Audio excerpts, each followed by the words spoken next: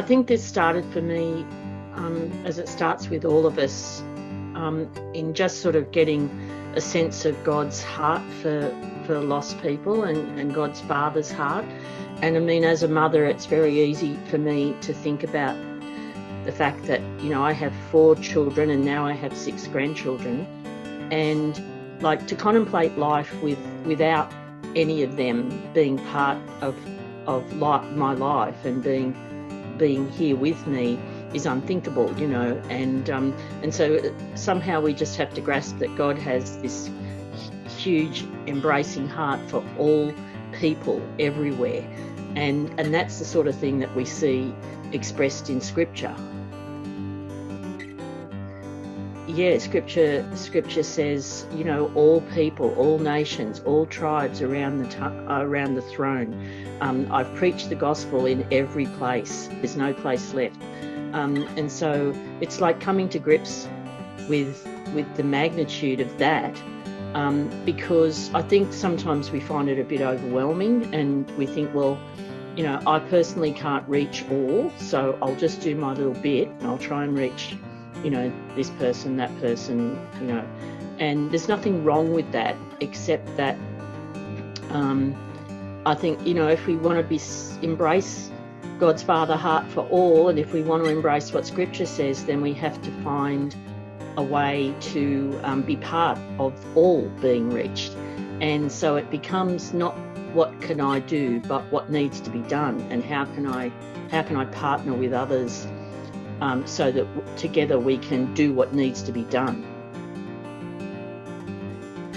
I first sort of heard about things like disciple-making movements and church planting movements in YWAM many years ago, when I went to a 3-week seminar, and God sort of did a number on me, because I thought I was going there to be an advocate for unreached people groups, and then when I got there, it was like all about how do we reach everyone in our area or whatever it was, and a lot of the people were going overseas as missionaries, and I wasn't, and I thought, well, I don't know how to apply this, and I had a real a sort of revelation moment, and I just want to sort of read from John chapter 4, which I think I can get up on my screen here somewhere, and this, in the Message version, it sort of came alive to me, and it said, Jesus said, "The food that keeps me going is that I do the will of the one who sent me, finishing the work he started."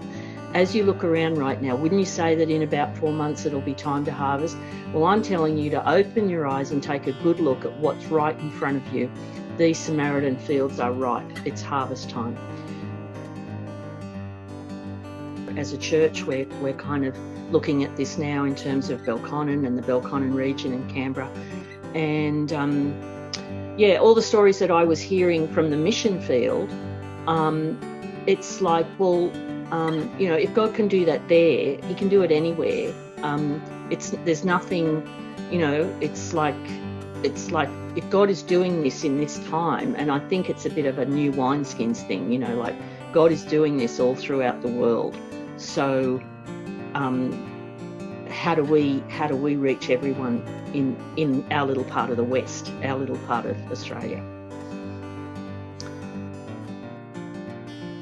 I think about, okay, I might be able to share the gospel with this person, and I might be able to try and help this person, and again, that's good.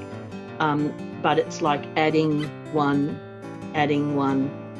and for most of us, and I'm certainly speaking about myself, sharing my faith doesn't come easily. It's not something I do easily and naturally.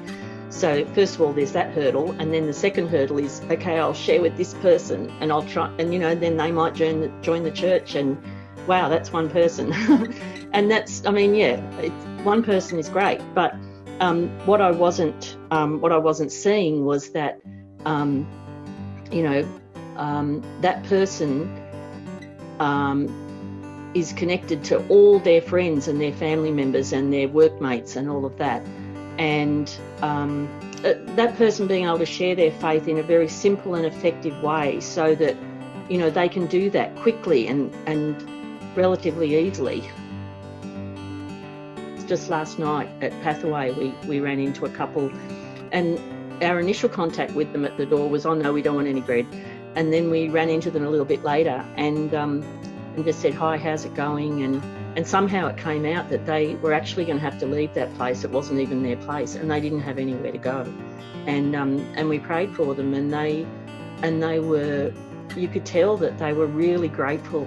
And so there's just so many people out there that we're not getting to relate to and connect with and see the brokenness that people are living with. And so, we can't really sit and be comfortable with our salvation and all the peace and joy and eternal security that we have, and ignore the fact that there are so many people disconnected from their Father and lost.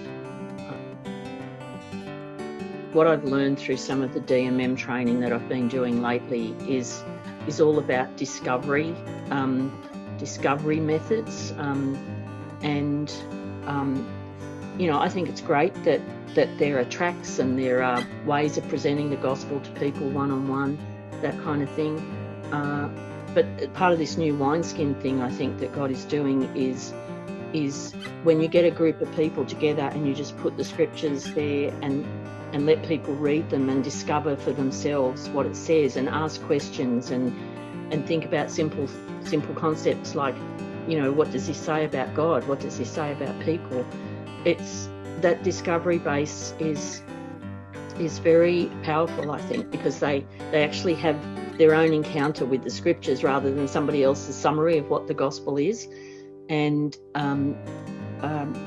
and also just getting together in a little group.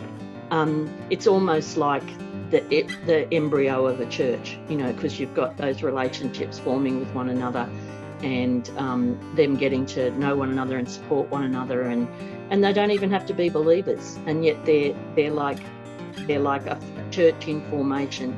And so I think that's a very exciting thing, and it's just happening all over the world in large numbers. And I think God's saying, come on, be a part of it. This is what I'm doing in these days.